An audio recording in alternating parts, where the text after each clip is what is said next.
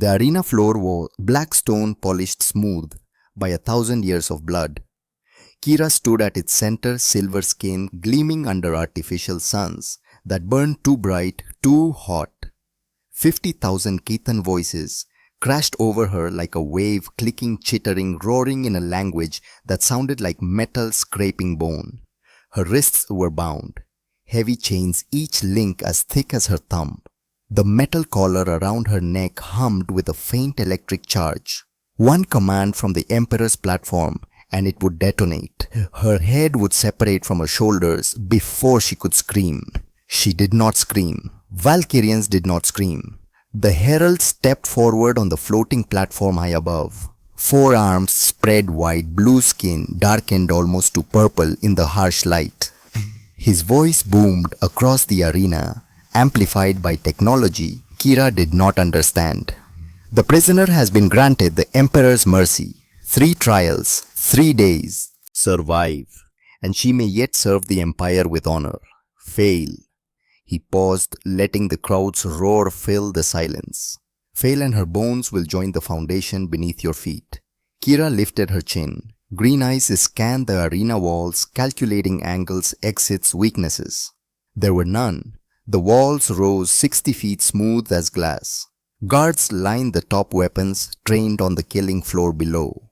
Even if she could break her chains, even if she could somehow scale those walls, there were still 50,000 witnesses and 100 soldiers between her and freedom. No escape, only survival. The crowd's noise shifted, rising to a fever pitch. A gate groaned open on the far side of the arena. Something moved in the shadows beyond. Kira's jaw tightened. 6 months ago, she had commanded 12 warriors, the best of the Valkyrian fleet. They had hit the Keithan weapons depot at Omega 9 like a hammer, fast and precise. The mission had been flawless until the ambush, until the plasma charges turned night into day and her squad into ash. 11 voices silenced. 11 warriors who would never see their home world again. Captain Volkov had died first. The old man, grey-haired, granite-faced, 20 years her senior, had pushed her behind cover and taken the plasma burst meant for her. His last words, "Live, Lieutenant, make it mean something." Only Kira had survived, if survival was the word for what came after. 3 weeks in the Keithan prison, 3 weeks of questions shouted in her face, of batons against her ribs, of fingers gripping her jaw to force her mouth open for the feeding tube when she refused to eat. 3 weeks of a small voice in the next cell whispering through the darkness, "Please, I don't want to die alone." Lyra, the Athetheran scholar, 26 years old, pale blue skin that had turned almost translucent from malnutrition. Her people did not fight. They studied, they learned, they built knowledge. Like other species, built weapons. The Keithan had raided her research station 5 months ago, killed 140 of her colleagues, and taken Lyra because her expertise in bioweapons made her valuable. Or it had, until the Emperor grew bored of questions she refused to answer. Now Lyra sat in the prisoner's box, small and shaking, watching Kira with eyes too large for her thin face. The chains on her wrists rattled with each tremor. Kira met her gaze across the arena, held it, a silent promise. "You will not die alone." The thing in the gateway moved forward, 6 legs each ending in a blade edge, sharp enough to split stone. A body like an insect, plated in natural armor that gleamed green-black. The head was a nightmare compound eyes, clicking mandible, and between them, a mouthful of teeth designed to tear meat from bone. A mantis warrior, native to the Kepler colonies. Vicious, fast, and nearly impossible to kill with anything less than plasma fire. The Keithan had given Kira no weapon. The crowd roared approval. The mantis tilted its head, compound eyes fixing on her. It made a sound like steel scraping steel. Then it charged. Kira did not run. Running was death. The mantis was faster, its legs designed for explosive speed across rough terrain. If she ran, it would catch her from behind, drive those blade legs through her spine, and she would die without even seeing the killing blow. Instead, she stood, waited, counted heartbeats. The mantis closed the distance. 30 feet, 20, 10. Kira moved. She dropped low chains rattling as she rolled left. The mantis struck the space where she had been standing, blades scoring deep gouges in the black stone. Kira came up running, angling toward the arena wall.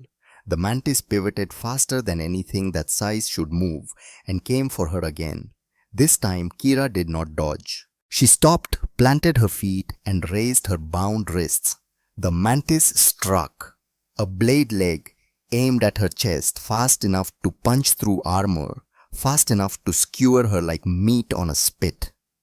Kira twisted her wrists, looped the chain around the blade, and pulled. The mantis shrieked. Its momentum carried it forward, even as Kira used its own weight against it. The creature stumbled off balance for half a second. Half a second was enough. Kira threw herself sideways, keeping tension on the chain. The mantis's leg bent at an angle nature never intended. Chitin cracked. The creature's shriek rose higher, and then the leg snapped clean off. Green ichor sprayed across the black stone. The mantis thrashed 5 legs, scrambling for purchase. Kira held onto the chain, held onto the broken blade leg, now tangled in the links. The creature turned mandibles, clicking rage.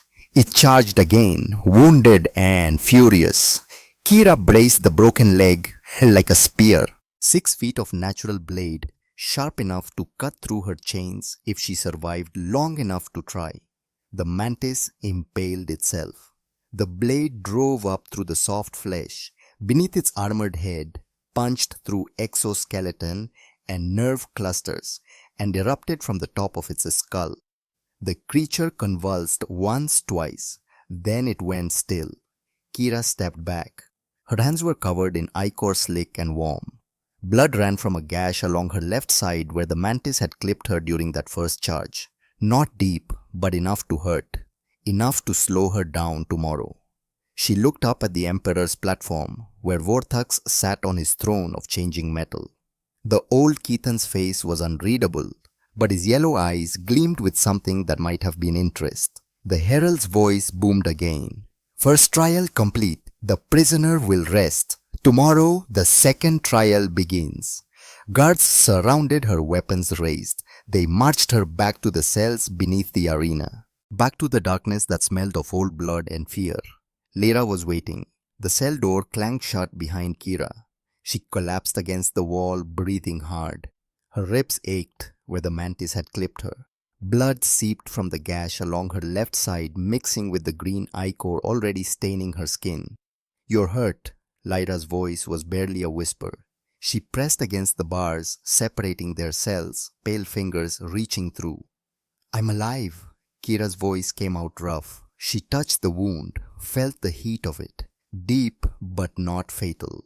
Not yet. "Tomorrow." Lyra's voice broke. "They said tomorrow you fight again." "I know. And if you lose, I won't lose." Silence. Somewhere far above, the crowd was still celebrating. Their voices filtered down through stone, a distant roar like ocean waves.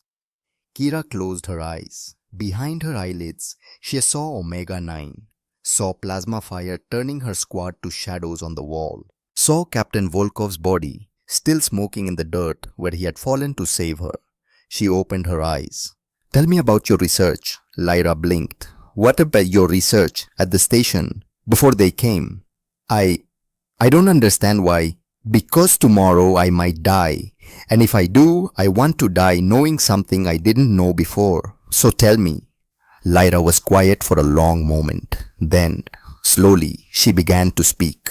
Her voice was soft, halting at first, but it grew stronger as she talked about viral structures, about immunity, pathways, about the elegant mathematics of cellular defense. Kira understood maybe one word in 10, but she listened anyway. When Lyra finally fell silent, dawn was filtering through the narrow window high in the cell wall. Time for the second trial. The guards came without ceremony. They hauled Kira to her feet, marched her up the stone corridor and back into the blinding light of the arena. The crowd's roar hit her like a physical force. 50,000 voices, hungry for blood. This time she noticed the empty seats in the lower tier. Reserved boxes, plush and expensive. One of them held a solitary figure in grey. A human, definitely human. Too far to see clearly. But something about the way he sat perfectly still while chaos raged around him caught her attention. A prisoner like her, or something else. Then the gate opened and she forgot about everything else. The Crusher Beast was 12 feet of muscle and rage. Natural armor plated its body like a tank, 4 legs, each thicker than Kira's torso, ending in clawed feet that cracked stone with each step. Its head was a battering ram, broad and blunt, designed to smash through walls. Designed to smash through her. Kira's ribs were taped, but the binding only did so much. Every breath sent pain lancing through her side. The wound from yesterday had been cleaned, stitched with rough thread that pulled her skin tight. She had slept maybe 2 hours. Her body was running on adrenaline and will, and both were finite resources. The Crusher pawed the ground. Steam rose from its nostrils. Kira spread her feet. Chains still bound her wrists. They had not given her that mercy, but yesterday's improvisation had taught her something. Chains were not just restraints. They were tools if you knew how to use them. The Crusher charged. The ground shook. Kira ran, angling toward the arena wall. Behind her, the Crusher's footsteps sounded like thunder. She could feel its breath, hot and rank, on her back. Feel the displacement of air as it closed the distance. She dove left, too slow. The Crusher's shoulder caught her hip, sent her spinning across the stone. Something snapped in her ribs, not cracked this time, broken. Pain whited out her vision. She tasted blood. Get up or die. Kira rolled to her knees. The Crusher was already turning surprisingly agile for something that size. Its small eyes fixed on her with animal cunning. It knew she was injured, knew she was a weakening. It charged again. This time Kira did not try to dodge. She fell backward, flat against the stone chains, pulled tight across her chest. The Crusher's massive foot came down inches from her head. She saw the claws, each as long as her hand, saw the scarred flesh between armor plates, saw the opportunity. Kira thrust upward with both hands, chains wrapped around her fists. She drove the links into the soft spot behind the Crusher's front leg where armor gave way to vulnerable joint.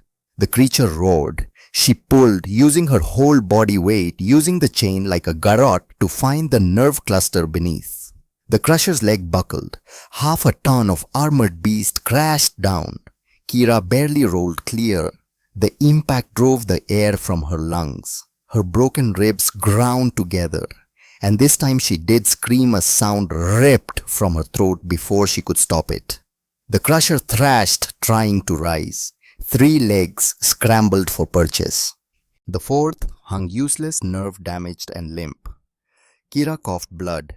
Her vision swam. Across the arena in that reserved box, the human figure had stood, was watching. Why did that matter? Why did her brain fixate on that detail when she was seconds from death? The Crusher was getting up, wounded, enraged, but not finished. Captain Volkov's voice in her memory. The strongest doesn't win, Lieutenant. The survivor wins. Remember that. Kira's hand closed on a piece of stone, not large, the size of her palm, triangular, broken off during the Crusher's fall. Sharp edges, sharp enough. She could not outrun it, could not overpower it, could only outlast it. Kira went still, let her body go limp against the stone, closed her eyes, played dead. The crowd's roar changed pitch, confusion, disappointment. The Crusher limped closer, 3-legged and cautious. She heard its breathing, wet and labored, felt its shadow fall across her. It lowered its head, sniffed. Hot breath against her face. Kira drove the stone shard up into its eye. The Crusher's shriek was deafening. It reared back, shaking its massive head, and Kira drove the shard deeper, twisting, finding the soft tissue behind the eyeball, pushing through to the brain beyond. The Crusher collapsed, twitched once, went still. Kira lay beneath it, pinned by one massive leg. Blood ran from her mouth. Her ribs felt like broken glass in her chest. The arena spun.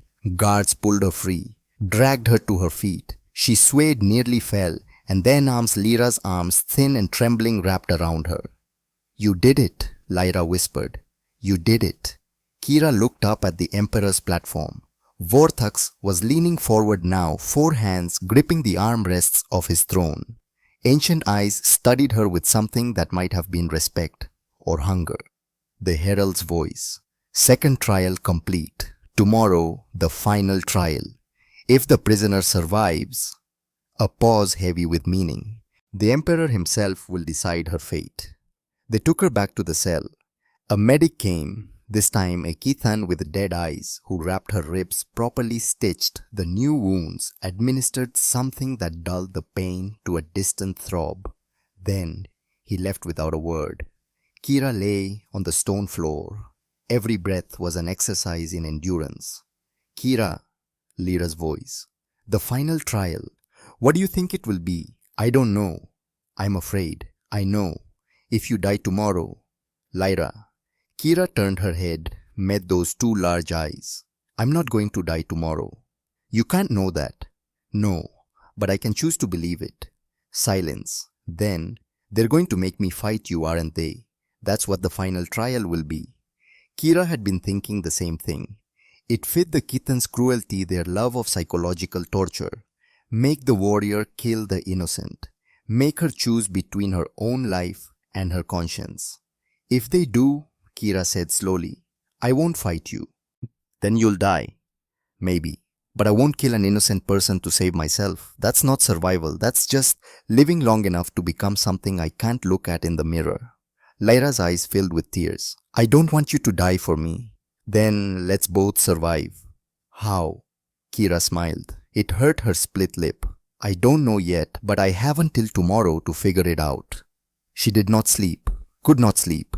Instead, she lay in the darkness and thought about choices, about what it meant to survive with honor instead of just surviving.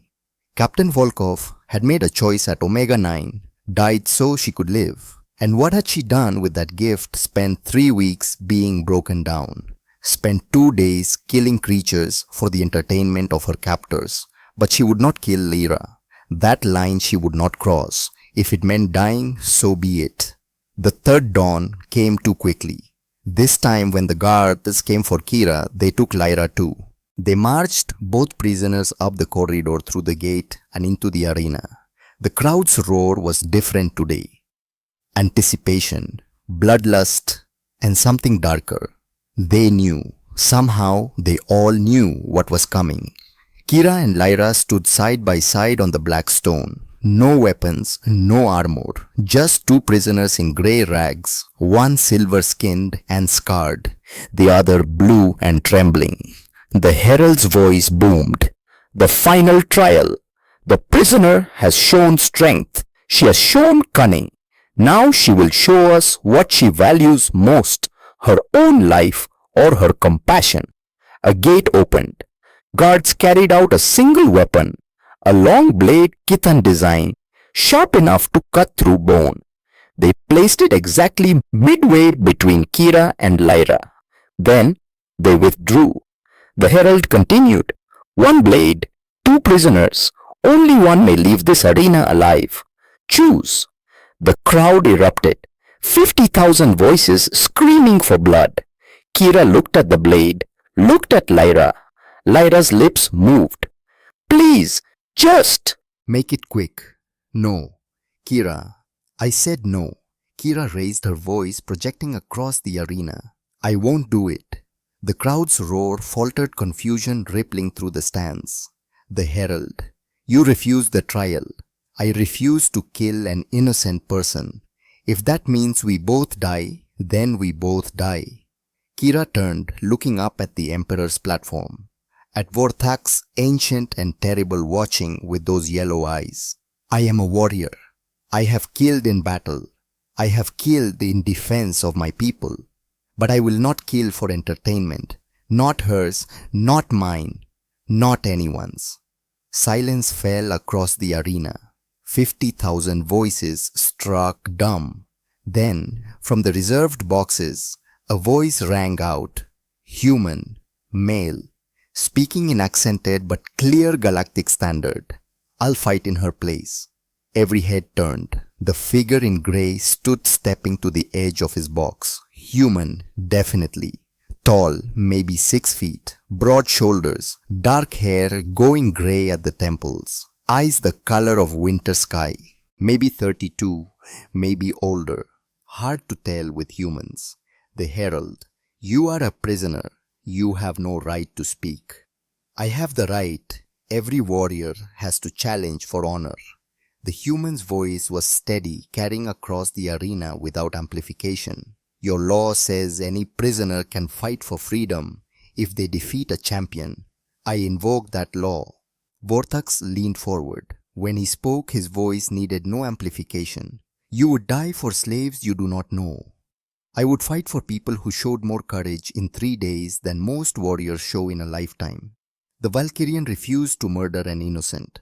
That's not weakness, that's strength. The human paused. And they're not slaves, not yet. They're prisoners, there's a difference. The emperor studied him. Then, slowly he smiled. It was not a pleasant expression. Very well. The human may fight, but not for his freedom. He gestured to Kira and Lyra. He fights for theirs. If he wins, both females' life. If he loses. Unequal, the smile widened. All 3 die. The human inclined his head. Understood. Guards brought him down to the arena floor. Up close, Kira could see the details, the scars on his knuckles, the old burns on his forearms, the prison tattoo on his neck marking him as a laborer from Kepler 7. His eyes met hers, and in them she saw something she had not seen in 6 months. Certainty, not arrogance, not bravado, just the quiet certainty of a man who had made a choice and would see it through. Why? She whispered as he passed. He paused. Because watching you refuse to kill her was the first decent thing I have seen in 8 months. I'm not going to let that go to waste. Then, he walked to the center of the arena where the blade still lay on the black stone. The gate on the far side groaned open. Tarkun emerged from the shadows. The Kithan champion stood 7 feet tall, 4 arms each corded with muscle that spoke of decades of training. Natural armor covered his torso thick enough to turn most blades. His face was a nightmare compound eyes mandibles and a mouthful of teeth designed to rip meat from bone. Scars covered every visible inch of his blue skin. Scars from 347 victories. 0 defeats. The crowd roared. This was what they had come to see. Not a warrior killing an innocent. Not an execution disguised as mercy. This was combat. This was glory. Tarkun picked up the blade, tested its weight. 4 hands could wield a weapon in ways 2 hands never could attack. From multiple angles, feint and strike simultaneously, create patterns of death too complex to follow. The human stood empty-handed, waiting. Kira's chest tightened. He's going to die.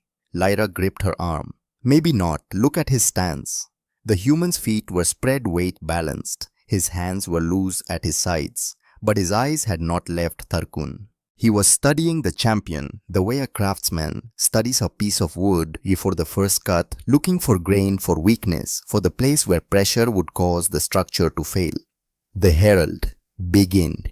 Tarkun attacked. The blade came in high-low from the left, from the right, a pattern of strikes no single opponent should be able to block. The human did not try. He moved backward, letting the blade pass inches from his body, once, twice, 3 times. Learning. He was learning Tarkun's patterns. The 4th strike he caught, not the blade that would have taken his fingers off. He caught Tarkun's wrists, the lower left one, and twisted.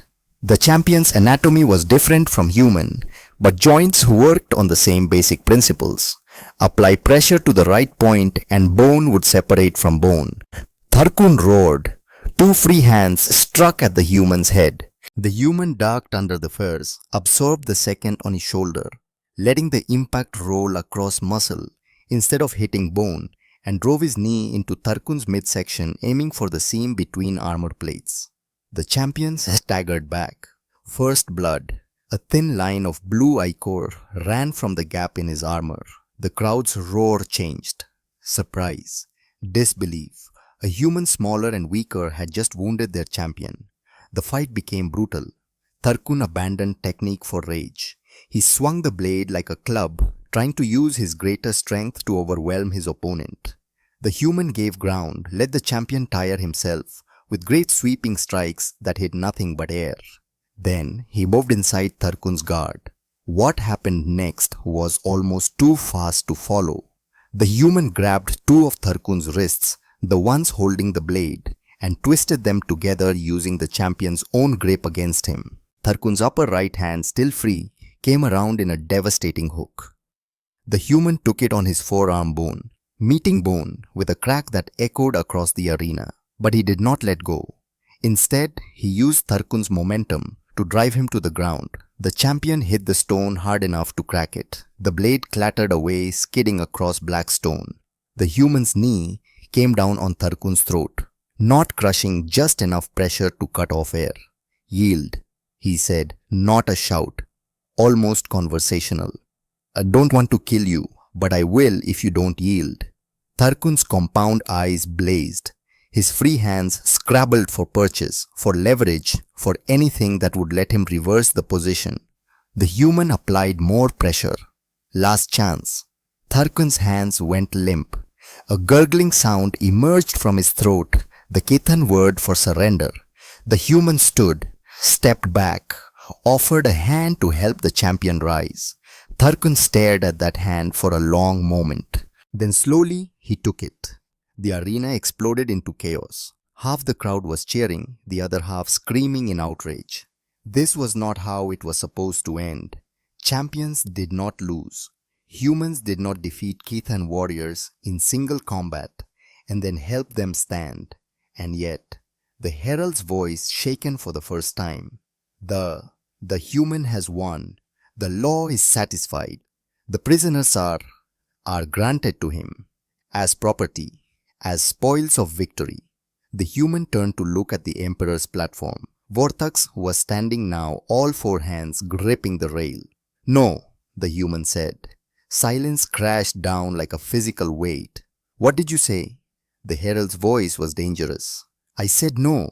I didn't fight for property. I fought for lives. These women are not prizes to be won.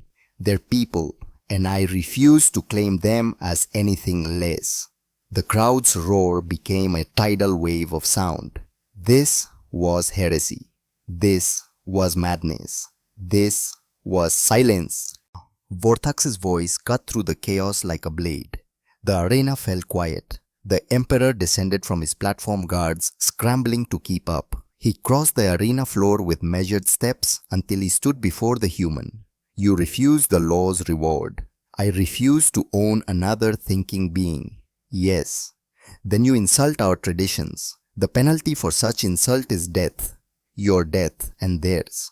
The human's jaw tightened, but his voice remained steady. "Then I request an audience. Private. I have information about human military movements.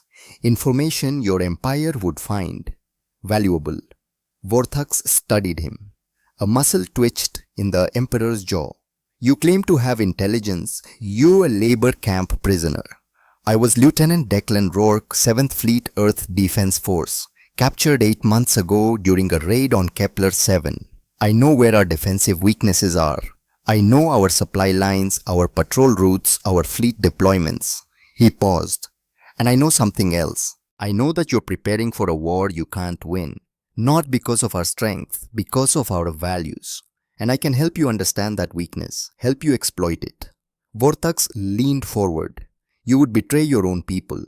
I would survive. That's what we all do, isn't it? Whatever it takes." The emperor was quiet for a long moment. Then, "You will have your audience. But know this, human. If your information proves false, your death will be slow. And you will watch these two die first." He turned to the guards. "Take all 3 to my private chambers and bring the monitoring equipment." As they were led from the arena, Kira found herself walking beside the human Declan. That was his name. Declan Rourke. "You're insane," she whispered. "Probably. Why did you do that? You could have walked away free." He looked at her. Those winter sky eyes were calm. Could I Could I really have walked away knowing I'd left two people in chains?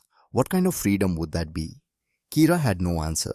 They climbed stairs, moved through corridors lined with gold and precious metals, past windows that looked out on the Keithan homeworld, cities of blue stone ships rising into a green sky, monuments to 1,000 years of conquest.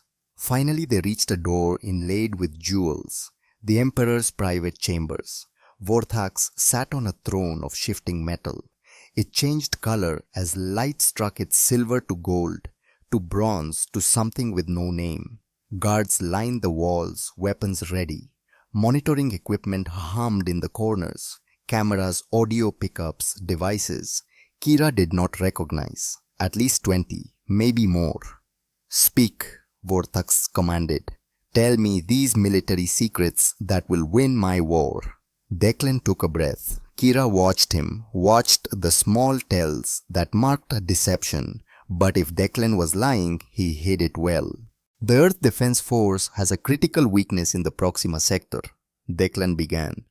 "Our defensive grid depends on supply chains running through Proxima B. Cut those and 15 colonies lose resupply within 30 days. Proxima B was abandoned 2 years ago. That's what we want you to think. It's actually our forward staging area. We've been moving military assets there for 6 months, hidden in the asteroid field. 3 battle groups, 40 ships, enough firepower to punch through your border defenses and strike at your core industrial worlds."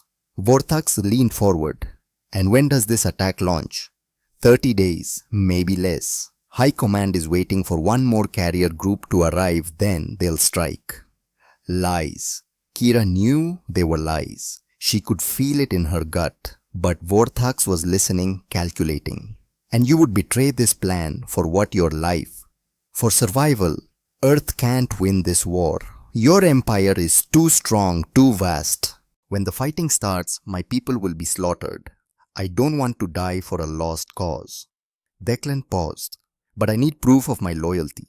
Proof I can show to my people when I return." "What proof?" "Both of them." Declan gestured to Kira and Lyra. "The law says I can have one. I want both. When I return to Earth space with 2 alien slaves, my own people will know I've abandoned human values. They'll know I can never go back. I'll have no choice but to serve your empire faithfully." Vorthax was silent for a long moment. Then he began to laugh. It was a cold sound like ice cracking. "Clever. Very clever human. You would make yourself a pariah among your own kind to convince me of your loyalty." "Yes. And these military secrets you claim to possess you will provide detailed intelligence, fleet positions, defensive weaknesses, command codes, everything, in exchange for my life and both females as servants."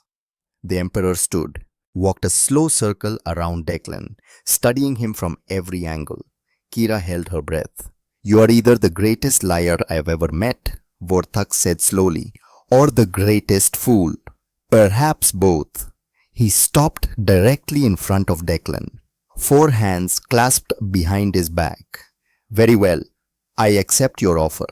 You will have your ship, your slaves, and your life. In return, you will provide intelligence every 30 days. If your information proves false, my hunters will track you to the end of the galaxy and kill you slowly." "Understood. But know this."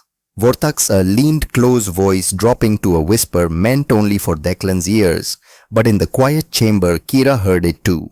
"I know you are lying. I have ruled for 300 years. I did not become emperor by trusting the words of desperate men." Kira's blood ran cold. Vorthax continued. "But your lie serves my purpose.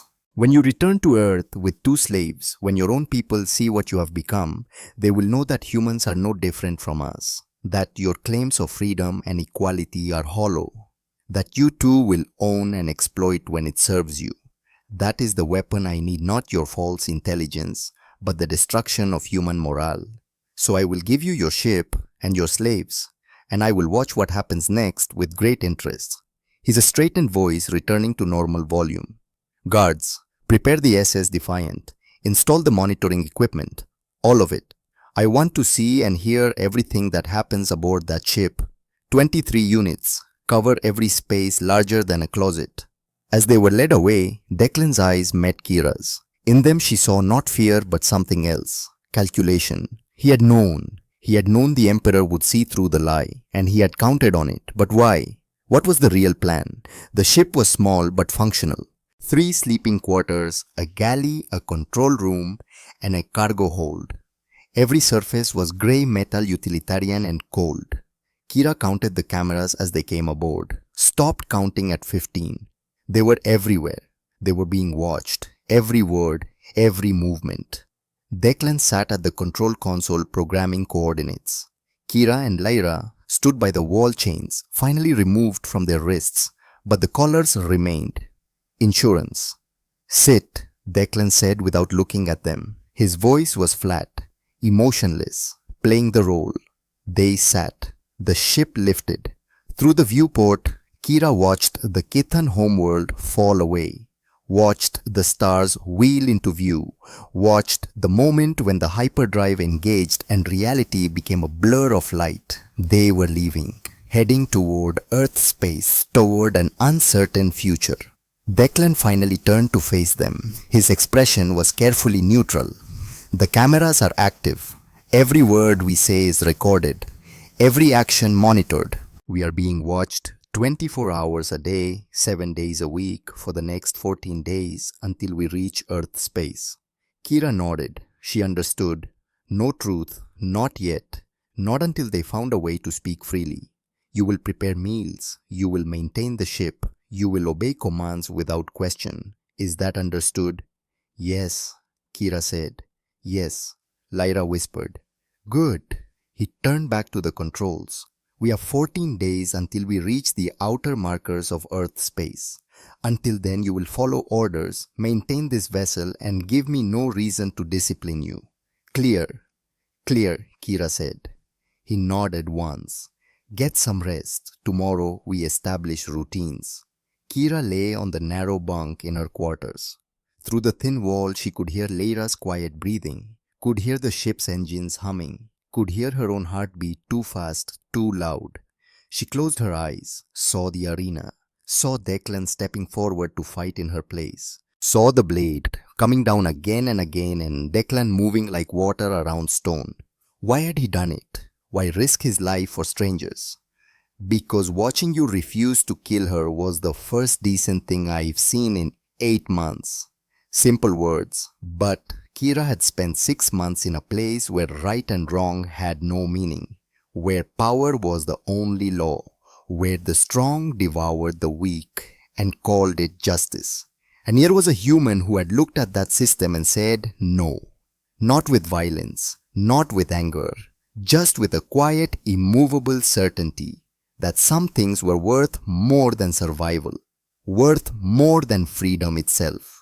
Kira's hand went to the scar on her ribs, the place where the crusher's claw had nearly ended her.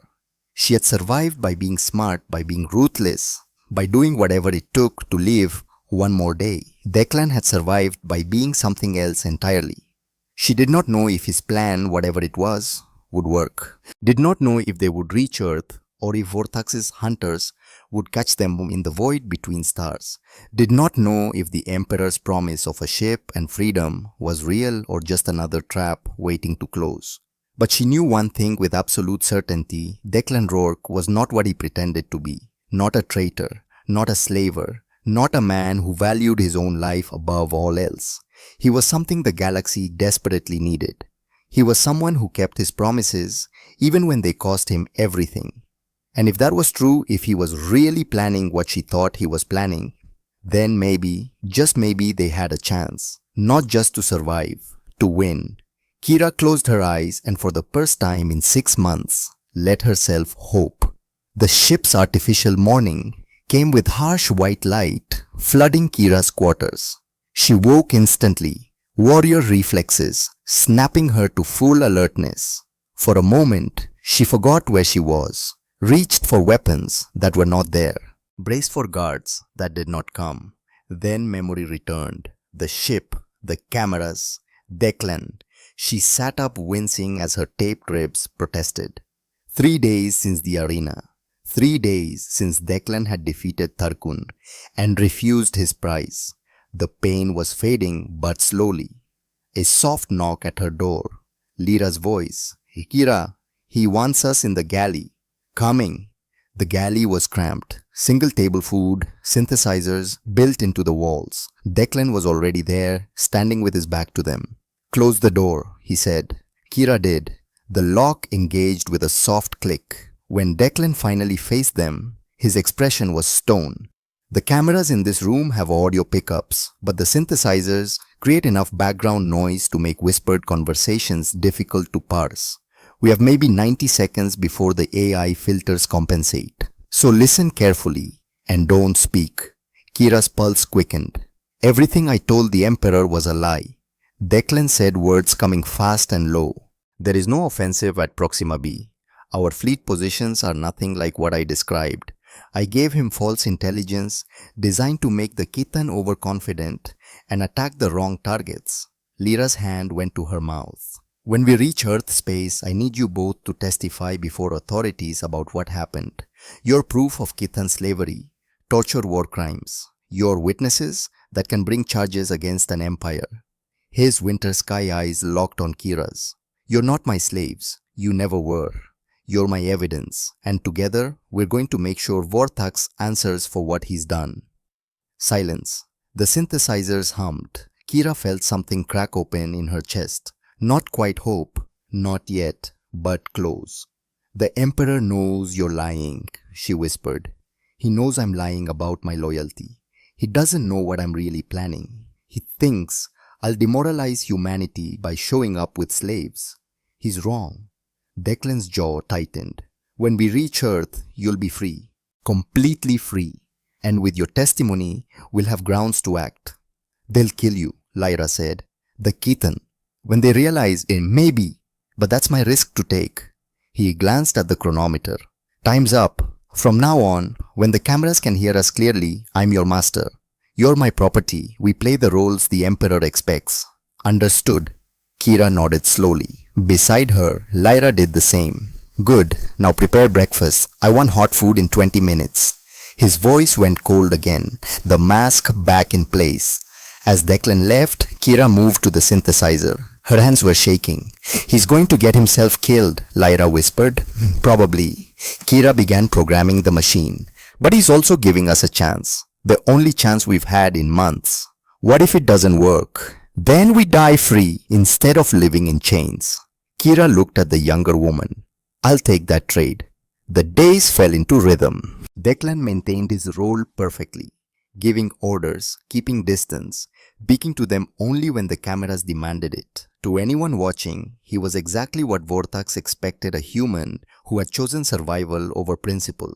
But Kira watched the details, watched the way Declan's meal portions were no larger than theirs, even though he could have taken more. Watched him check the environmental system obsessively, making sure the temperature in their quarters stayed comfortable. Watched him leave medical supplies where they could find them, never making a show of it, never drawing attention. Small kindnesses, invisible to cameras, but not to her. On the third day, Kira made her first test. She was in the cargo hold, organizing supplies as ordered, when she deliberately left a piece of sharp metal, a broken shelf bracket in plain sight, where Declan would find it during his evening inspection. Then she waited in the corridor, watching through the partially open door. He found it that night, picked it up, examined it. The bracket was 6 inches long, sharp enough to cut through the collar's wiring if someone knew the right pressure points, sharp enough to use as a weapon. Declan turned, saw her watching. His expression did not change. He walked over, held out the bracket. You'll want to be more careful. Dropped tools can damage the cargo or hurt someone. Their eyes met. His said, I know what you were testing. I'm not afraid of you. Hers said, good, because I'm starting to believe you. She took the bracket from his hand. Their fingers brushed. He left without another word. That night, Lyra found the first camera. She had been cleaning the ventilation grate in the sleeping quarters when her hand touched something that felt wrong. A lens no bigger than her fingernail nestled in the metal lattice work. She brought it to Kira's quarters, After the lights dimmed for night cycle, whispered, "There are more. I can feel them." Little warm spots in the walls, the ceiling. Kira examined the camera. Sophisticated, probably transmitted to a central recording unit which beamed data back to Kithan's space via quantum relay. "How many have you found?" "8. But I think there are more." "Keep looking, but don't remove them. Don't even touch them again." Kira handed it back. "We need to know where they all are. Need to map every angle they cover." "You think there are blind spots?" "Declan disabled cameras in my quarters. That's why he brought us here that first morning." Kira gestured around her small room. "He's been planning this since before we left. He knows where the gaps are." Over the next 4 days, Lyra mapped the surveillance with a scholar's precision. She sketched diagrams on scraps of cloth she could burn if necessary. Found 23 cameras in total, their position carefully optimized to cover all major areas. All major areas except 3. Kira's sleeping quarters, a corner of the cargo hold behind supply crates, and a maintenance crawl space behind the engine room where radiation shielding created interference, blind spots, intentional. On the 7th night, Declan summoned them to Kira's quarters. He carried a small device that hummed when activated, white noise generator, military grade. Between that and the room's natural shielding, they had perhaps 4 minutes of secure conversation. "Lyra found all the cameras," Kira said without preamble. Relief flickered across Declan's face. "Good. I disabled 3 during installation, made it look like damage during transport. Couldn't risk more without raising suspicion." "Why this room?" "Because even slaves deserve privacy, and because I needed somewhere we could plan without being watched every second." "Plan what?" Lyra asked. "You said we'd testify, but how Earth isn't part of the Galactic Council? We don't have standing to bring charges." "Not yet, but we will." Declan leaned against the wall. "The Council has been pressuring Earth to join for decades. We've resisted because of trade regulations. But if we bring evidence of systematic war crimes, documented evidence from multiple witnesses, they'll have to act. And to act, they'll need us as members." "That could take months," Kira said. 6 months, maybe 8. His gaze was steady. "I know that's a long time to maintain this fiction, to let people think you're my property, but it's the only path forward that doesn't start a shooting war we might lose." Kira studied him, the gray in his hair, the lines around his eyes, the burn scars that marked his forearms, scars she'd noticed but never asked about. "How long were you in the labor camp?" 8 months, Kepler 7 mining operation, 14-hour shifts, minimal rations, no medical care. His voice was flat. 300 humans in that camp when I arrived. 97 still alive when they transferred me to the arena. Lyra made a small sound of grief. "The others?" Kira asked, though she already knew. "Worked to death or executed when they couldn't work anymore." He looked at his scarred hands. "I survived because I learned to be invisible, to follow orders without question, to never give them a reason to notice me." "You're not invisible now." His eyes met hers. "No. Because invisible men don't save anyone. They just survive long enough to hate themselves." The white noise generator beeped. 30 seconds remaining. 6 days until Earth space, Declan said quickly. "When we arrive, you'll both be questioned by military intelligence. Tell them everything. Don't try to protect me. I can handle whatever comes. Your job is to make them believe." "And you?" Kira asked. "I'll be arrested. Probably court-martialed initially. They'll see me with you two, assume the worst." He shrugged. "Expected. Acceptable. Once you're in protective custody and tell your story, it'll make sense." "What if they don't believe us? Then I'll have died for nothing, and you'll spend the rest of your lives as political prisoners in a different cell." His voice was grim. "But I don't think that'll happen. Earth's military intelligence isn't stupid. They'll see the truth." The generator beeped again. Time was up. As Declan moved toward the door, Kira caught his arm. "Why did you really do it in the arena?" He was quiet for a long moment. When he spoke, his voice was barely audible. "I had a daughter, 12 years old. The Kithan raided our colony 5 years ago. Took her and 200 other children from the transport station. We never found them, never knew what happened. His jaw worked. But I can imagine. Every day for 5 years I've imagined, and I swore if I ever had a chance to save even one person from that fate, I'd take it, no matter what it cost. He left before either of them could respond. Kira sank onto her bunk. Lyra sat beside her trembling. His daughter, Lyra whispered. She'd be 17 now, if she's alive. And he's risking everything to save strangers. Kira closed her eyes. We can't let him down. On the 10th day, Kira made a decision. Words would not be enough. Not for something this big. She needed proof. Physical, undeniable proof of everything that had happened. That evening, while Declan ran diagnostics, Kira approached him. Played her role. Master, the medical supplies are running low. Should I inventory what remains? He looked up wary. Cameras watching. Yes, make a list. Some items might need disposal if they've expired. Even the diagnostic equipment. A pause. Especially that. Check everything. She went to the cargo hold. Found the medical kit. Inside, hidden beneath bandages was a small recording device, the kind medics use to log patient conditions. She palmed it, returned to her quarters. And that night in the darkness, she began to record. My name is Lieutenant Kira, Valkyrian 7th Fleet Service number 7 Alpha 39er Victor. 6 months ago, I was captured during a raid on Kitan Depot Omega 9. 11 of my squad were killed. I was the only survivor. She described everything. The prison, the interrogations, the starvation, the 3 trials in the arena, every detail spoken in clinical precision, the way she'd been trained to give after-action reports. Then she described Declan. A human prisoner, Lieutenant Declan Rourke, intervened during the 3rd trial. He was not required to act. He gained nothing from acting. But when I refused to murder an innocent person, he stepped forward to fight in my place. Not for reward, not for freedom, because he believed it was right.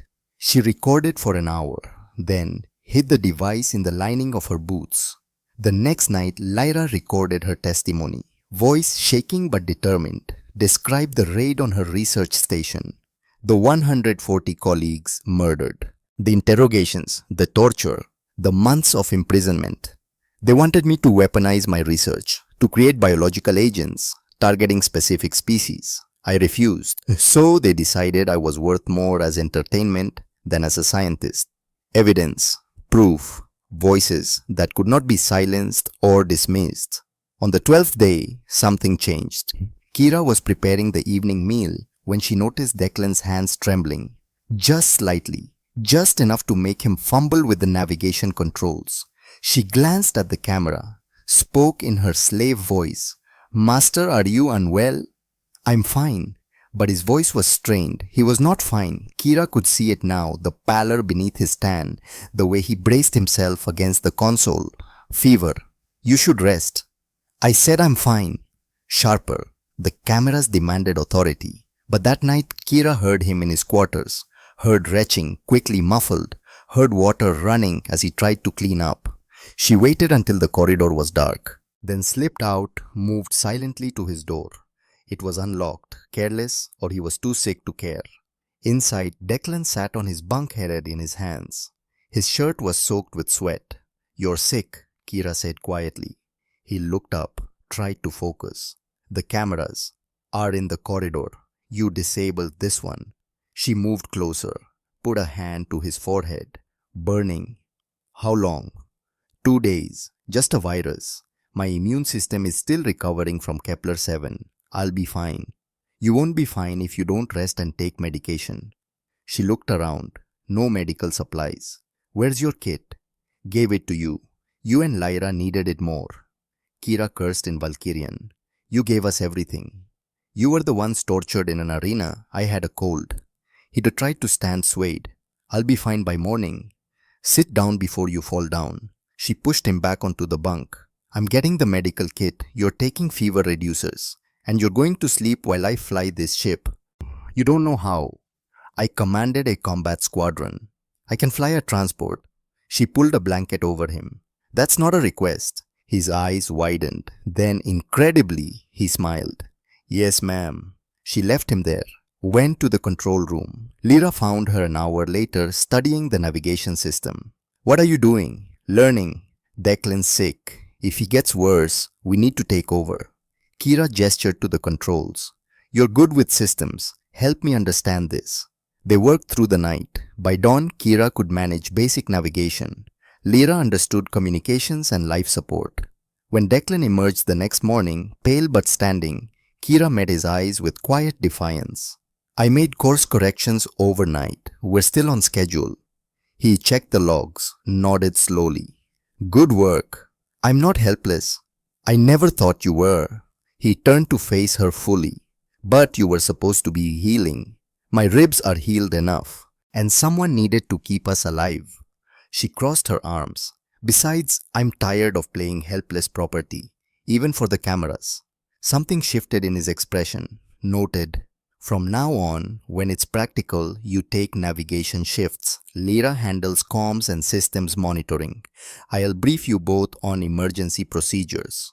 You're training us to run this ship without you. I'm training you to survive independently. When we reach Earth, you'll need to function without me there to guide you. Because you'll be in custody. Yes, we could change the story. Say you never claimed us, that it was all deception from the start. No, the Kithan are watching. If we deviate now, they'll know. They'll send interceptors before we reach Earth. His voice was firm. The only way this works is if we commit completely. He was right. Kira knew he was right, but it didn't make it easier. On the 14th day, the ship's long-range sensors detected a signal. Earth. Outer marker buoys, broadcasting identification codes and traffic control information. They had reached the edge of human space. Declan sat at controls, hands steady again. The fever had broken 2 days ago. This is it.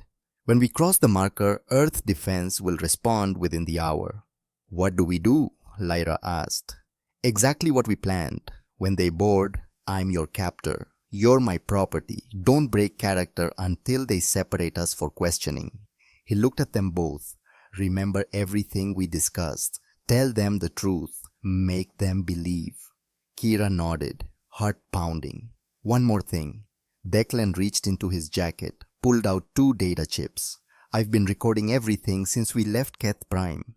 Every conversation with Vorthax. Every detail of Kithan operations I observed. It's not much, but it supports your testimony. He handed 1 chip to Kira, 1 to Lyra. Hide them. Don't give them up until you're certain you're talking to someone trustworthy. Kira closed her fist around the chip. Thank you. Don't thank me, just make them believe. He turned back to controls, crossing the marker in 3, 2, 1. The ship shuddered as they entered Earth space. Immediately, a transmission crackled through speakers. Unknown vessel, this is Captain Catherine Brennan of the Earth Defense Ship Vigilant. Identify yourself and state your business in Earth space. Declan activated the reply system. This is Lieutenant Declan Rourke, 7th Fleet Service Number 77904 Quebec Tango, returning from Kithan space with intelligence regarding enemy military operations. A pause. Then, Lieutenant Rourke, you are listed as KIA 8 months ago. Prepare to be boarded for identity verification. Understood. Transmitting docking authorization now. The next 30 minutes passed in tense silence. Kira and Lyra took positions in the main cabin, standing with shoulders hunched, eyes down, playing defeated prisoners. Declan stood apart, expression carefully neutral, cold, the master with his property. When the Vigilance shuttle docked, Kira felt her pulse spike. After 6 months of captivity of fighting for her life of carefully constructed lies, she was about to meet humans who might help, or might imprison them all over again. The airlock opened. 4 Marines entered, first weapons raised but not aimed. Behind them came a woman in captain's uniform. Late 50s, red hair, going grey, sharp blue eyes that missed nothing. Captain Catherine Brennan.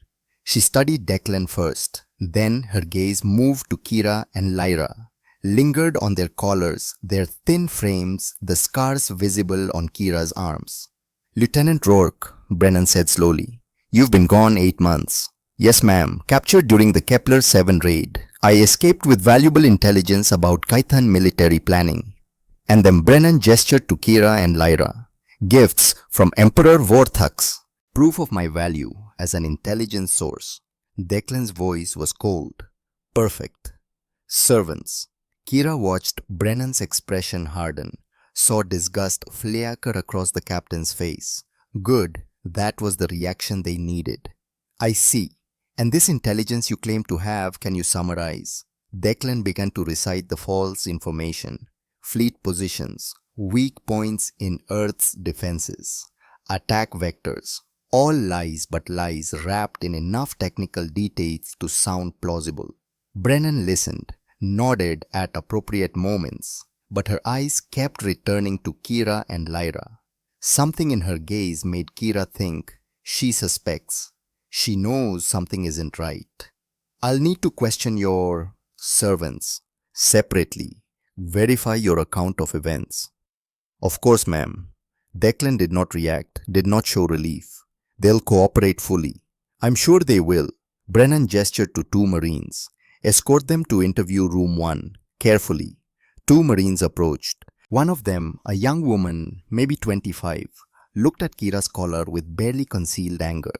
They were led through corridors to a small room. Bare metal walls, single table, 2 chairs. One Marine stood by the door, the other left. Captain Brennan entered, sat across from Kira. My Marine is going to remove your collar. If you try to attack, they will restrain you. Understood. Kira nodded. The Marine produced a cutting tool. The collar fell away with a soft click. Kira touched her throat, felt bare skin for the first time in weeks. Something tight in her chest loosened. Brennan leaned forward. What's your name? Lieutenant Kira Valkyrian 7th Fleet Service Number 7 Alpha 39er Victor. Service number isn't necessary. I need the truth. Brennan's voice was gentle but firm. Are you his prisoner? This was it. The moment everything depended on. Kira met the captain's eyes. No, I'm his ally. Everything you just saw was an act. A carefully constructed deception to fool the Kythan Empire. Brennan's expression did not change. Explain. So Kira told her everything. The arena, the 3 trials, Declan's intervention, the deal with Vorthax, the monitoring equipment, the plan to gather evidence for the Galactic Council. When she finished, Brennan was silent for a long moment. Then she stood, walked to the wall, stood with her back to Kira. I spent 15 years in military intelligence, Brennan said quietly. Ran black operations in places that don't officially exist. I've seen every kind of deception, every flavor of lie. And Lieutenant Rourke just walked onto my ship with 2 collared aliens spouting intelligence that sounds 60% fabrication, expecting me to process him without questions. Kira's stomach dropped. You don't believe me. I didn't say that. Brennan turned. I said, I've seen every kind of deception. And you know what I see when I look at you? I see someone telling the truth. She pulled out a tablet, tapped commands. A file appeared. Lieutenant Kira Valkyrian Special Forces reported KIA 6 months ago during raid on Kythan Depot Omega 9. 11 casualties, no survivors. Brennan looked up, except there was one survivor, you. Yes, ma'am. And Declan Rourke risked court-martial execution and everything else to extract you and your companion from Kythan custody. Brennan's eyes were sharp. That's either the most elaborate intelligence operation I've ever encountered, or he's exactly what you say, a man who couldn't abandon 2 people to slavery. It's the second one, ma'am. Brennan nodded slowly. I think so too. The question is what we do about it. She sat back down. Here's what happens next. You and Scholar Lyra go into protective custody. Medical evaluation, full debriefing, trauma counseling. Rourke will be detained separately. We'll verify his story, examine the monitoring equipment, analyze the intelligence he provided. And then we decide if we're going to the Galactic Council. Brennan paused. For what it's worth, Lieutenant, I hope your plan works. We need this. We need allies, and we need people like Rourke. People who do the right thing even when it costs them everything. She moved toward the door, stopped. One more thing. The scars on your arms, the malnutrition, the way you hold yourself like someone expecting violence. That's not something you can fake. That's real trauma. And that's what makes your testimony credible. She left. Marines removed Kira's restraints completely. Brought water food. Kira drank. Felt cold water hit her stomach. Felt the weight of 14 days of careful performance finally lifting. They had made it. First impossible step complete. But as she sat in that bare room waiting, Kira found herself thinking not about freedom or testimony or counsels. She thought about Declan, alone on his ship, being questioned by soldiers who thought he was a traitor, enduring contempt and suspicion because that was the price of their safety. He had saved her in the arena, risked everything to get them here. Now it was her turn to fight, not with blades or improvised weapons, but with words. With truth, she would make them believe, would build the case that would topple an empire. For Captain Volkov and the 11 warriors who died at Omega 9. For Lyra's 140 colleagues. For Declan's daughter lost 5 years ago to the dark. For everyone still in chains. Kira touched the data chip hidden in her boot, felt its small hard weight. Evidence, proof, a voice that could not be silenced. And she was going to make sure everyone heard it. The debriefing room was 3 levels beneath Houston Orbital Station in a section that officially did not exist. Kira sat across from Admiral Margaret Hartwell, Commander of Earth Defense Intelligence. Early 50s, silver hair, severe and tight eyes like flint. Between them lay evidence, Kira's recorded testimony, Lyra's testimony, the data chips, and footage from the ship's monitoring equipment hours showing exactly what life aboard the Defiant had really been. "Let me make sure I understand," Hartwell said. Voice pure Texas steel. "Lieutenant Rourke fed Emperor Vorthak's false intelligence about our fleet positions, defensive capabilities, and offensive operations. All fabricated." "Yes, ma'am." "And in exchange, Vorthax gave him a ship, installed surveillance, and released you into his custody, knowing Rourke was lying. The Emperor believed the lie served his propaganda. He wanted to demoralize humanity by showing even we keep slaves when convenient." Hartwell leaned back. "Except Rourke never intended to keep you." "No, ma'am. He intended to bring us here. To testify before the Galactic Council about systematic war crimes. The council we're not part of. The council you could join if you had sufficient cause." Kira met the Admiral's gaze. "We're that cause, ma'am." Silence. Hartwell's fingers drummed once on the table. Then she stood activated, a wall display showing a star map. Red markers indicated Kythan territory. Blue showed human space. The gap shrinking year by year. "Do you know how many humans have disappeared in border regions over the past decade?" Hartwell asked. "No, ma'am." 4,312 colony raids, transports that never arrived, survey teams gone silent. She turned. "We've suspected forced labor, suspected worse, but we've never had proof. The Kythan are careful. They leave no witnesses. They left us because Vorthax thought you'd be propaganda tools." Hartwell's expression was grim. He miscalculated badly. "Yes, ma'am." "Well, now you want us to take this to the Galactic Council. Start a diplomatic crisis that could easily become a shooting war." Kira chose her words carefully. "I want you to free 50,000 sentient beings currently in Kythan slave camps. The war already started. We just haven't been fighting back." Hartwell studied her, then pulled up another file. "Scholar Lyra gave us something valuable. A list of Kythan slave camps' locations, populations, security measures. She memorized it from prison records during her captivity." "Scholar Lyra has eidetic memory, ma'am. So I'm learning." Hartwell highlighted one location, Omega 9, where you were captured. According to Lyra's data, there are currently 2,400 prisoners there, including a 147 Athetherans from a research station.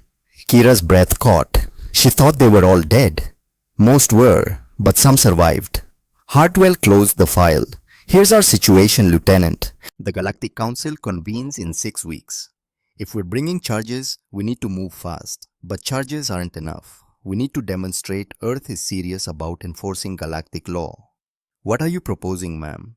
"A rescue operation. Joint Task Force Earth Defense Valkyrian Special Forces. Any council species willing to participate. We hit Omega-9 extract prisoners. Bring them back as additional witnesses. Hartwell's eyes were hard. Risky, could trigger the war we're trying to avoid, but it sends a message. That we don't abandon people. Exactly. Hartwell sat. I am assembling a team now. Special Operations Intelligence Medical Support. Launch in 3 weeks. She paused. I am offering you a position. Tactical consultant. You know Omega-9. You know Kithan security protocols. You have personal stakes. Kira's pulse quickened. Where's Lieutenant Rourke? Detained. Separate facility. Being evaluated by intelligence. He's not a traitor, ma'am. I know. But he still violated approximately 40 regulations. Took an enemy ship, claimed aliens as property, returned to Earth space without authorization. Hartwell's expression softened fractionally. He'll be cleared eventually, but right now he's a liability we can't have operational. He deserves to be part of this. What he deserves and what he gets are different things, Lieutenant. Welcome to military intelligence. Hartwell stood. 24 hours to decide. Medical will clear you for duty if you accept. Lyra's already agreed to xenobiology consultant. She's a scholar, not a soldier. She's also the only person who can identify Athetheran prisoners on site and communicate in their language. We need her. Hartwell moved toward the door. Think fast, Lieutenant.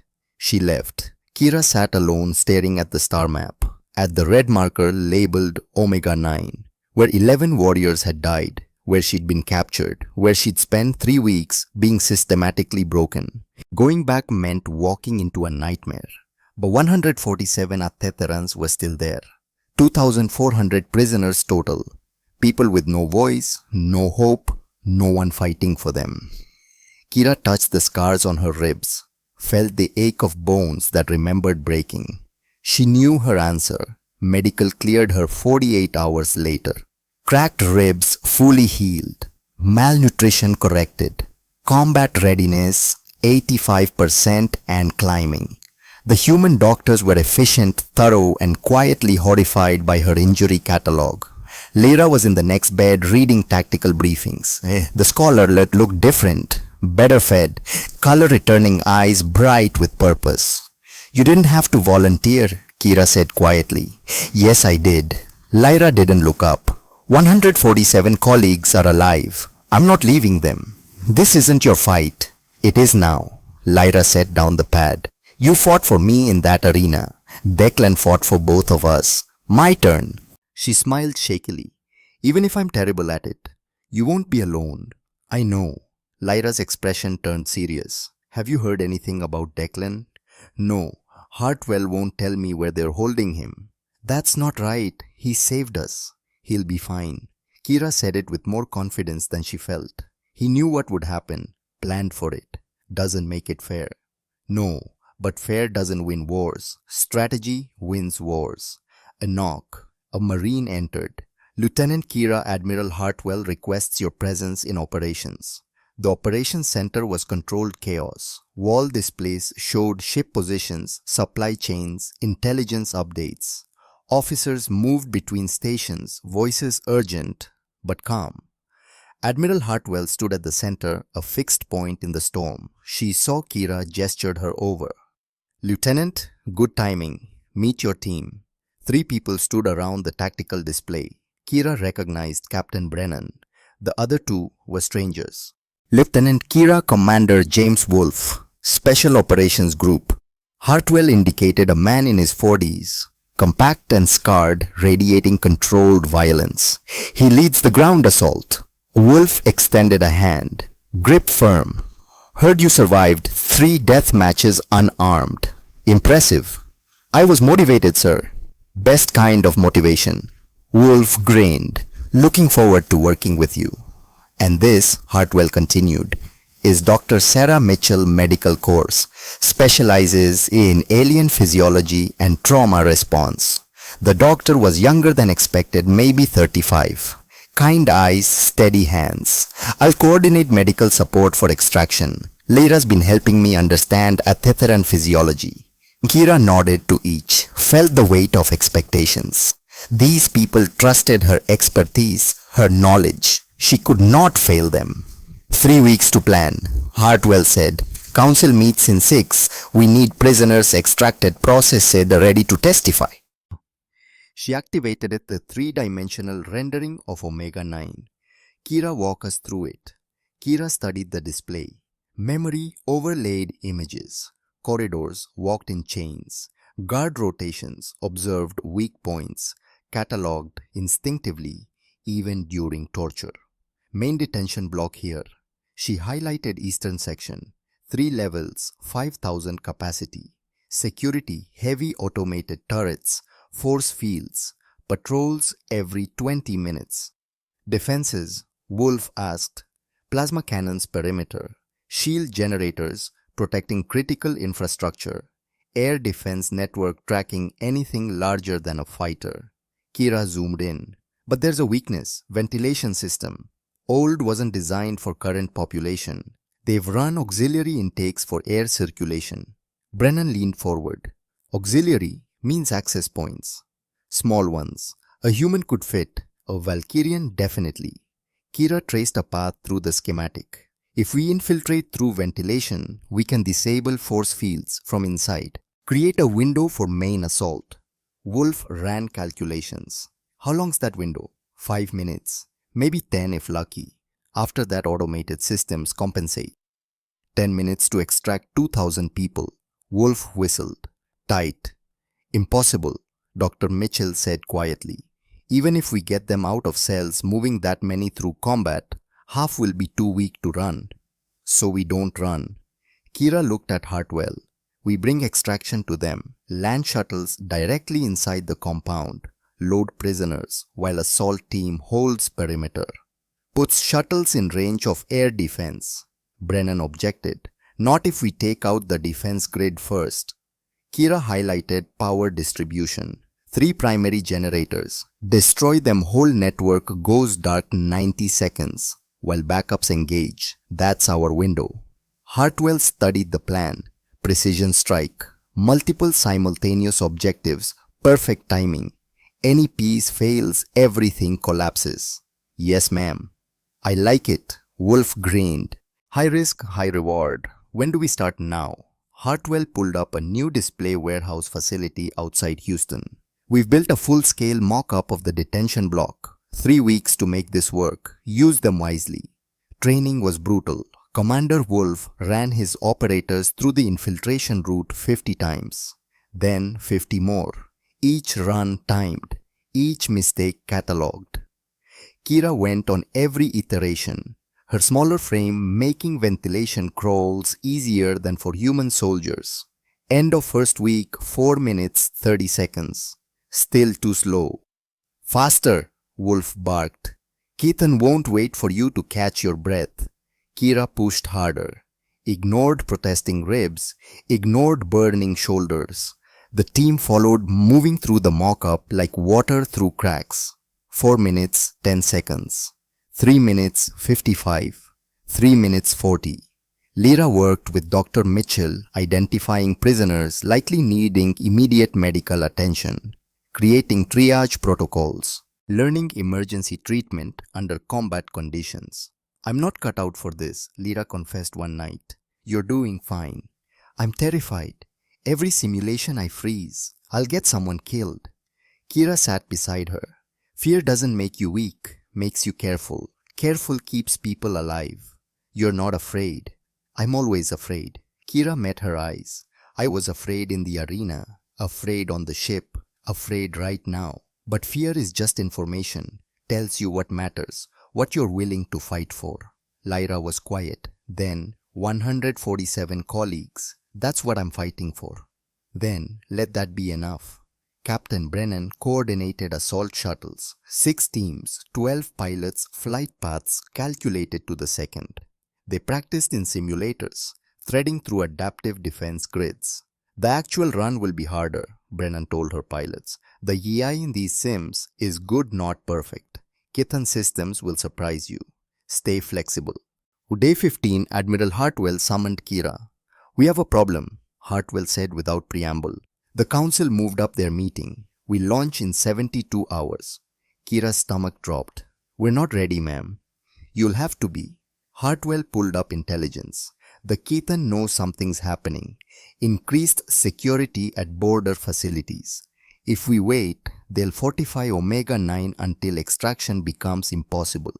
What about the prisoners we have? Lyra and I can testify. 2 witnesses aren't enough. Council will call it anecdotal demand corroboration. We need numbers, irrefutable proof. Hartwell's expression was granite. This operation happens in 3 days or doesn't happen. Understood, ma'am. One more thing. Hartwell hesitated. Lieutenant Rourke's been cleared. Assigned to this operation as intelligence liaison. Relief flooded through Kira. When can I see him, ma'am? You can't. He's being briefed separately. Operational security. Hartwell's tone softened slightly. I know you want to thank him, but right now we need you focused on the mission. Yes, ma'am. Kira left. Found Lyra in the training bay, practicing medical procedures. 72 hours, Kira said. Lyra looked up, nodded. Then we'd better make them count. The USS Liberator was a beast. Heavy assault carrier retrofitted for special operations. Hangar bays, launching 30 shuttles simultaneously. Defensive batteries, leveling cities. Crew of 800 who knew exactly what they were sailing into. Kira stood in the main hangar watching assault teams load equipment. Wolf's commandos moved with precision. Brennan's pilots ran pre-flights. Medical teams prepped triage. Somewhere on this ship, Declan was preparing. Kira hadn't seen him since the Vigilant. Didn't know if he even knew she was here. But she felt his presence, felt the weight of what he'd risked. Lieutenant Kira, a voice behind her. She turned. Young ensign, barely 20, holding a tablet. Message for you.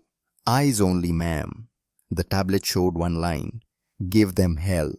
DDR. Kira smiled, deleted it thinly. Tell whoever sent this I intend to. The ensign saluted and left. Lyra appeared at Kira's elbow. Was that from Declan? Yes. What did he say? What he always says. Do the right thing no matter the cost. Kira turned to face her. You ready? No, but I'm going anyway. That's the spirit. The jump to Kython space took 18 hours. Liberator traveled dark minimal emissions, passive sensors, emerged at edge of Omega-9 system behind debris field masking their presence. Admiral Hartwell's voice over ship-wide comm, all hands battle stations. We are go for Operation Broken Chain. Godspeed. Kira suited up in special operations armor, lighter than standard gear designed for flexibility. Checked weapons, plasma rifle, sidearm, combat knife. Everything denied her in the arena. Commander Wolf gathered the assault team. 20 operators, all veterans. You know the drill. Fast, quiet. Hit generators, disable force fields, hold perimeter while shuttles extract. Questions. Silence. Good. Let's bring them home. The infiltration shuttle was cramped and dark. Kira sat between Wolf and a demolitions expert named Rodriguez.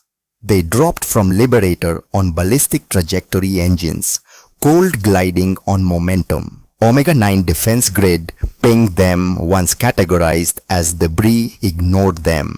First Kethan mistake tonight, not the last. Shuttle landed in crater 2 kilometers from facility. Team deployed in silence, moving through dark with night vision. Kira led them to the auxiliary intake exactly where she remembered, hidden behind maintenance panel. Rodriguez placed shaped charge. 30 seconds. They backed up. Muffled explosion. Panel blew inward, revealing ventilation shaft. Go, go, go. Kira went first. Shaft tight, barely wider than shoulders. She crawled through darkness, counting meters mentally. Team followed. 200 meters, 300, shaft branched. Kira took left fork toward power distribution. 400 meters, grate ahead. Kira pulled it free, lowered herself into maintenance corridor. Empty. Team dropped in, behind her weapons ready. Generator 160 meters east, Kira whispered. 2 guards, 5-minute patrol. Last patrol passed 90 seconds ago. Wolf checked chronometer. 3 minutes 30 seconds. Move. They moved like ghosts.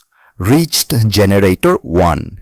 Rodriguez placed charges on power couplings, while 2 operators eliminated guards, silenced weapons.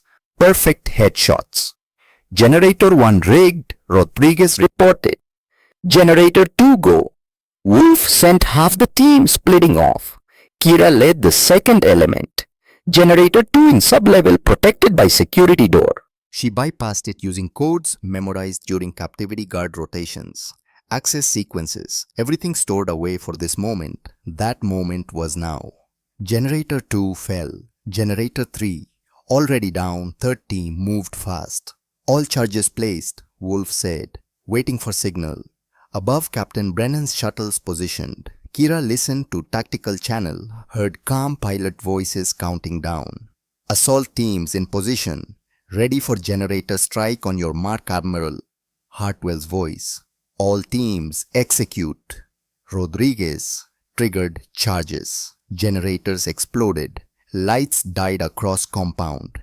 Emergency systems kicked in, bathing everything red. And for 90 seconds, defense grid went dark. Brennan's shuttles screamed in, low and fast, threading through dead grid like needles through cloth. Landed directly in compound courtyard ramps, dropping before skids touched ground. Kira was running. Detention block doors sealed, force fields active. She planted charges on control panel. Blew it. Fields flickered, died. Inside, 2,400 prisoners stared at suddenly open cells. Kira activate external speakers. I am Lieutenant Kira, Valkyrian Special Forces. We're here to extract you. Follow my team to the shuttles. Move quickly. Stay together. You will survive this night. No one moved. Then a figure stepped forward from nearest cell. Thin, blue skin, large eyes. Athetheran. Lyra sent us, the Athetheran said in accented standard.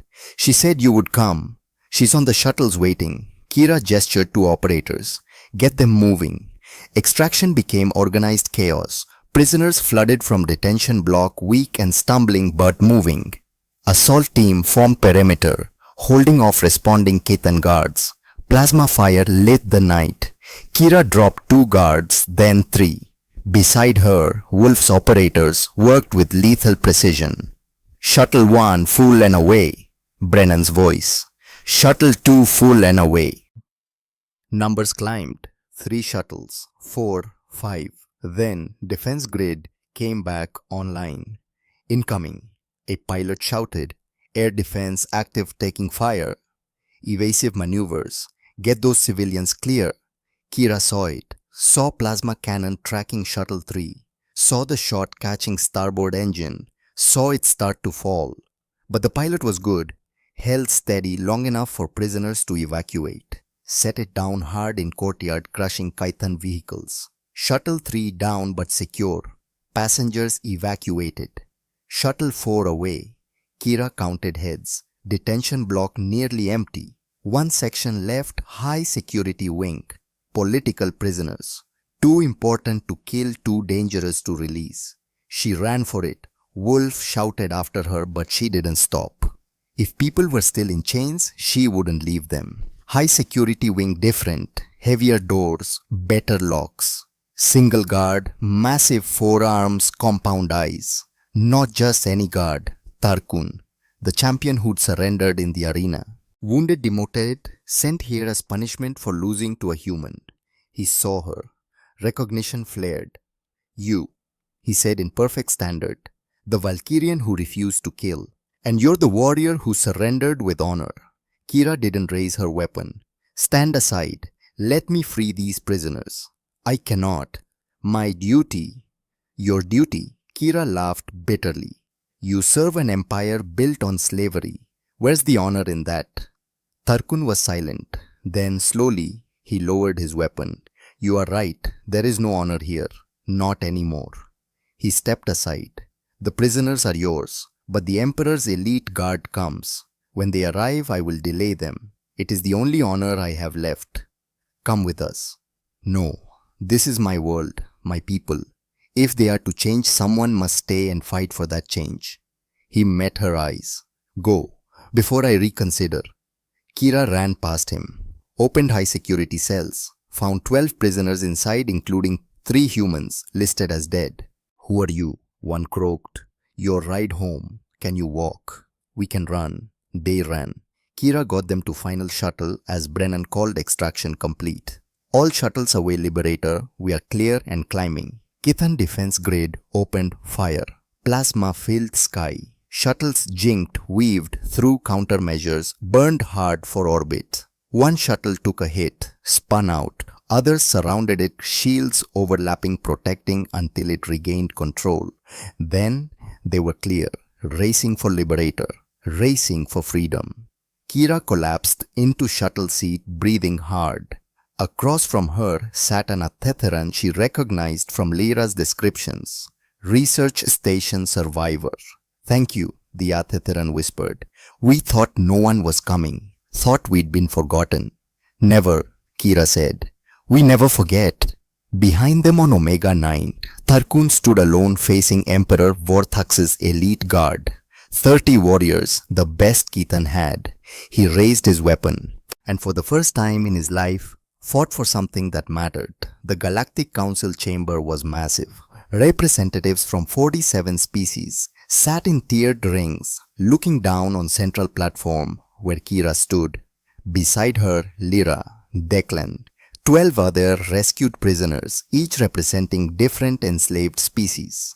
Above them, holographic displays showed evidence, recordings Kira and Lyra made, monitoring footage from Defiant, testimony from 2,400 rescued prisoners, and one final piece, a statement from Tarkun, recorded before he died holding off elite guard, transmitted by his personal comm before the end.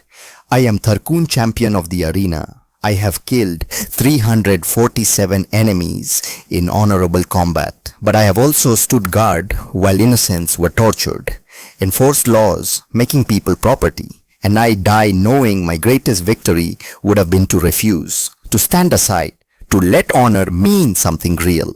If the Valkyrian warrior hears this, you were right. There is no honor in chains, not for those who wear them, not for those who forge them. Silence when recording ended. Council speaker, an ancient being whose species Kira didn't recognize, leaned forward. The evidence is compelling, but the Kithan Empire is powerful. Acting against them risks war. Kira stepped forward. What is already here? It's been here for years. Kithan raided your colonies, enslaved your people, violated every treaty they signed. The only question is whether you'll fight back or keep pretending it's not happening. Bold words from a soldier. I'm not just a soldier, I'm a survivor. I fought in their arena, wore their chains, and I'm telling you, if we don't stop them now, there won't be a later. They won't stop until every free person in this galaxy is dead or enslaved. Speaker consulted advisors. Whispered conversations rippled through chamber. Finally he spoke. The council has reached a decision. By vote of 45-2, we find Kithan Empire guilty of crimes against the sentient beings.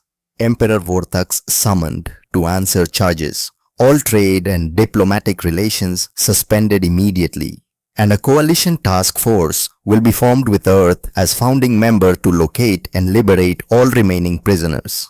Chamber erupted, some cheering, some protesting, but decision made. Kira felt Lyra grab her hand, felt tears on her own cheeks. They'd won, not with weapons, not with violence, with truth. 6 months later, Kira stood on Liberator's bridge. Her ship now, her command. Declan a tactical station, no longer prisoner, no longer detained. Fully reinstated rank of commander, serving as her chief tactical officer. Lyra in Science Bay, coordinating rescue operations with council species. Captain Brennan commanded fighter wing. Dr. Mitchell ran medical division. And ahead on view screen, their next target, Kithan slave camp edge of known space. Population 5,000. All teams report ready, Declan said. Kira looked at faces around her, her crew, her family, people who'd been strangers 6 months ago, who'd risked everything for a principle that freedom belonged to everyone. Then let's go get them, Kira said. Liberator jumped to FTL carrying hope into darkness. Later, in quiet of her ready room, Kira stood before memorial wall. 11 names, warriors who died at Omega 9. Captain Volkov, her squad. I kept the promise, she said quietly. We don't leave anyone behind. Door chimed. Declan entered carrying 2 cups of coffee. Thought you might need this. Thanks, she accepted. They stood in silence looking at names.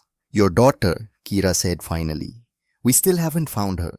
I know, but we found thousands of others, and we'll keep looking for her, for all of them. Declan's voice was quiet but firm. That's what we do now. That's who we are. Who we are, Kira repeated. She turned to face him.